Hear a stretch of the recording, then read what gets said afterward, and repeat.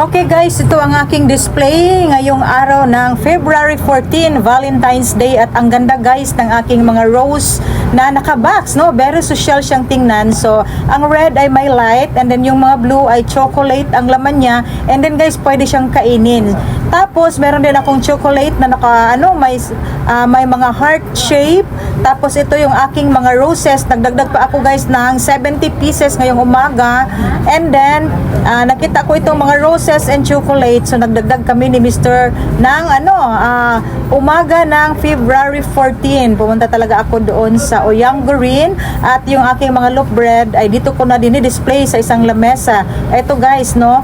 So, dalawang lamesa ang aking inilabas ngayon para ma-display natin ang ating loaf bread, mga peanut butter, at saka yung ating mga hina-highlight natin ngayong February 14, yung ating mga flowers, chocolate, and yung ating rose with light and rose with chocolate. So, mabenta talaga guys, no? At ito talaga ang inaabangan ko every year dahil ito ay seasonal and dagdag income natin dahil napakalakas guys ng mga roses pag Valentine's Day dito sa area namin dahil marami ang nagdi-display. So naisipan ko, no, sa kanila ako nakakuha ng ideya na mag-display din ako dito dahil kung sila ay nagdi-display, why not, no? Bakit hindi din ako magdi-display dahil very potential ang aming pwesto.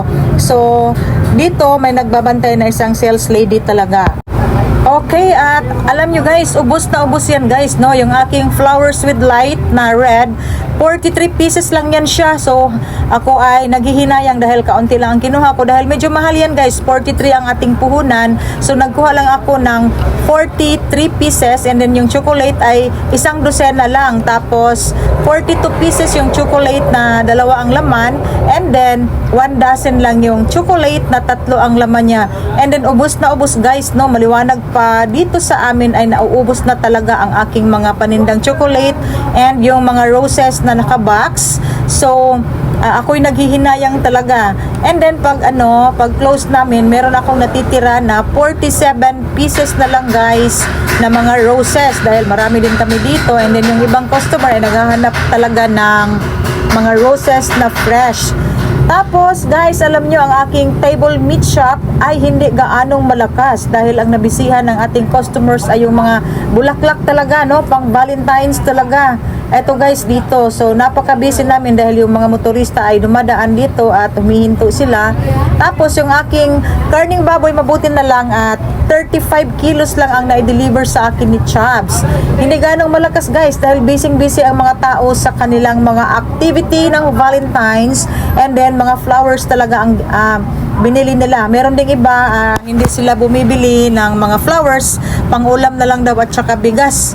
Okay, so 47 pieces na lang ang natitira sa aking mga flowers. At guys, lumalabas na talaga ang aking ginansya dahil ang aking puhunan ay lang 8,094, and then nakabenta ako ng 14,600 pesos. So ang laki ng aking ginansya guys, umaabot ng 7,000 plus, no, sa seasonal na okasyon. So kailangan meron din tayong mga ibebenta ng mga seasonal, no, dahil malaki ang income kagaya ng Valentine's Day.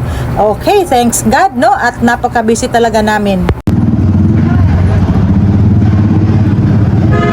Okay guys, ito ang aking mga partial arrangement sa aking mga chocolate. So ito ay dalawang chocolate, 50 pesos ang benta ko. And then ito ay 75 pesos, 3 chocolates, and then ito yung pinaka maganda. Hi, happy Valentine's. Ito guys, chocolate. Ito, chocolate, and then yan very social, nakabox siya. So ito chocolate, ito ay light lang siya, walang chocolate. So 100 pesos ang benta ko niyan, and ang dami ko. At ang dami kong mga ganito guys, ilalagay pa namin sa box. Okay. Okay, ito yung ating mga flowers. Nagdagdag talaga kami ng aking mister ng mga flowers. So yan guys, ang ating mga flowers. So dahil ato paniod to day ha. At ito rin sila, nagbebenta ng mga flowers. Hi, happy Valentine's. Daghan na mo halin. Gamay rin lagi mo mo sa una? Ngano? Ana daghan man nagtupod sa downtown.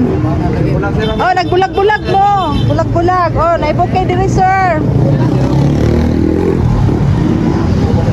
So, mo ni ako adiri. Napo diri oh. Diya sila. So, inani may diri guys pag Valentine. So, natakdan ko sa ila na maligya po ko. So, mo ni ang ako mga ano.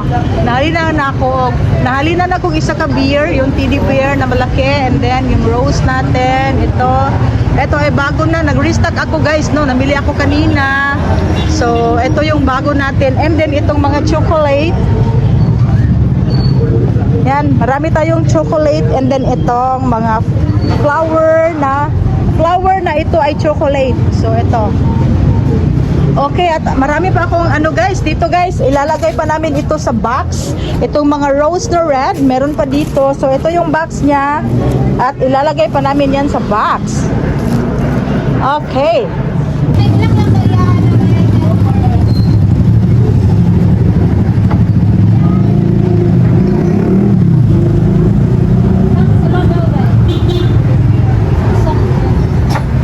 Masaya.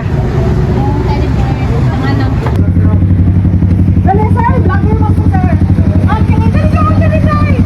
Oh, nana po yalin, guys. So, 5 ka flower and chocolate. Ipalit ni sir. Nana, oh, 75 pesos. This is 875. Happy Valentine's, sir. Thank you. Thank you. Bye. Sir, bulak, sir. Oh, so guys, ito na lang ang aking mga roses. Yan guys, oh, ngayong araw ng Sunday at kahapon ay ano yan siya lahat, 184 pieces. And then may natitira kahapon guys na 47 pieces. So ngayon dinidisplay pa namin, and then may namimili pa talaga. So naka-sold out pa ako ng 8 piraso. So yan ay 39 pieces na lang yan siya. At kung tutuusin ay bawing-bawi na ako guys, no? Ginansya ko na yan siya. At pwede ko na yang ipamigay kung meron akong gustong bigyan. Okay?